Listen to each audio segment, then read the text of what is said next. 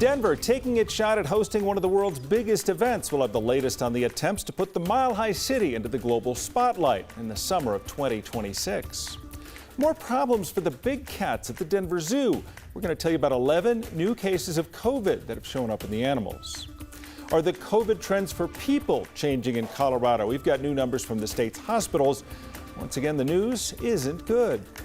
A second cyber attack targeting CU. We'll tell you about the data breach, which could impact 30,000 people, and most are no longer connected to the school.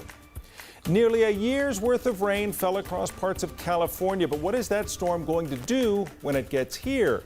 Well, let's just say it's not going to be 80 degrees again tomorrow. We start 9 News at 5 with a developing story out of Boise, Idaho. 2 people have been killed, 4 others injured, and this happened at a shooting at a shopping mall. An officer was originally listed among the injured. Police say they now have a person in custody.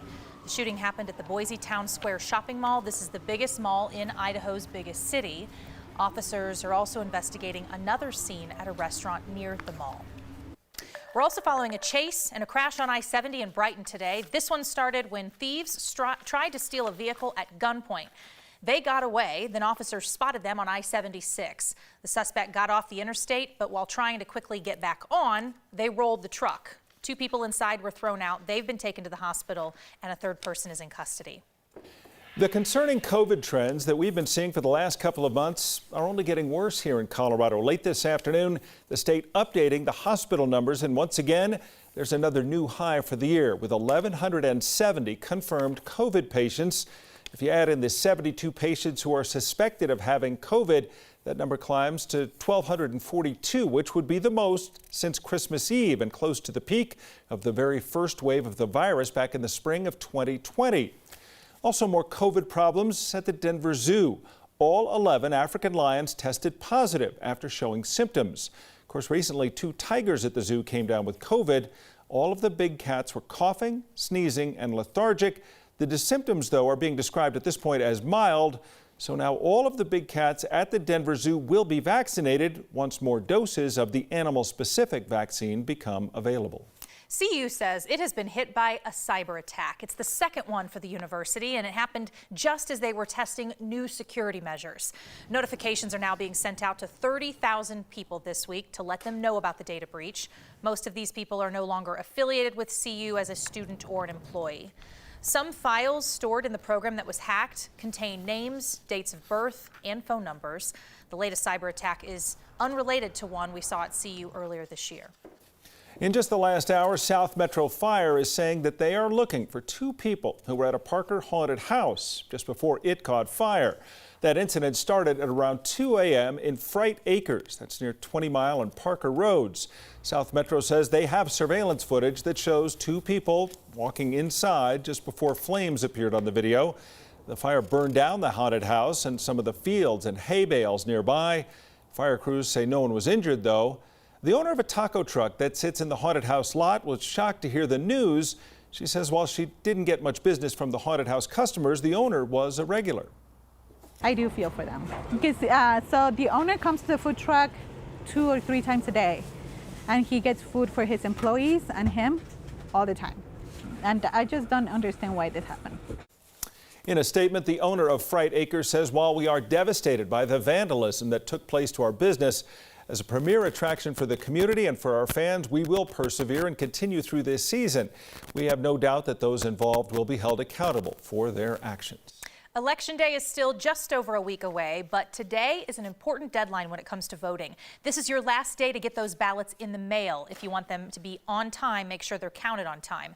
After today, you will want to put those ballots into a drop box. The Secretary of State's office says so far more than 313,000 ballots have been returned to county clerk offices across the state. So far, it's a pretty even split between independents, Republicans, and Democrats. Independents have the most ballots returned so far, just under 107,000. The counties returning the most ballots so far are El Paso, Jefferson, Arapahoe, Larimer, and Douglas counties. When it comes to the ages of voters, probably no surprise, the older age groups right now have returned more than the younger voters. And when it comes to genders, female Democrats and independent men, they have sent back the most ballots. Some other numbers that people have been talking a lot about today are temperatures. Pretty pleasant for this late in October. Denver actually managed to get to 80 degrees late this afternoon. It is the latest 80-degree day for this city since 2017. Kathy's tracking some big changes coming tomorrow, and she'll have those details in her forecast in just a few minutes. Yeah, those changes will be from the massive and powerful Pacific storm that started slamming into the West Coast over the weekend. You may remember our bomb cyclone from a few years ago. Well, the same thing happened with this storm, gaining a lot of strength in a very short period of time. That storm also bringing record amounts of rain to parts of California. Take a look at some of the rain totals that are coming in from Northern California. Several weather stations reporting more than 8 inches of rain. Let's take a closer look towards the Bay Area. There were some areas around San Francisco that got over a foot of rain over the weekend. All that rain was enough to raise Lake Oroville by almost 20 feet. Sacramento's cleaning up from what is left behind from that storm. You can see some areas still underwater today, even as the sun finally returned. Sacramento got nearly 5.5 inches of rain over the weekend, adding up to 70% of all the rain that fell in that area last year.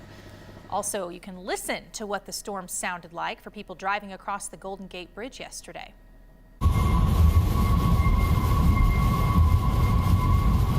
Okay, that's an eerie sound. Very eerie, yes. The conditions kept a lot of people indoors as that storm moved in. And if you think the winds were bad there, Mammoth Mountain also had a wind gust from this storm, measuring at 159 miles per hour.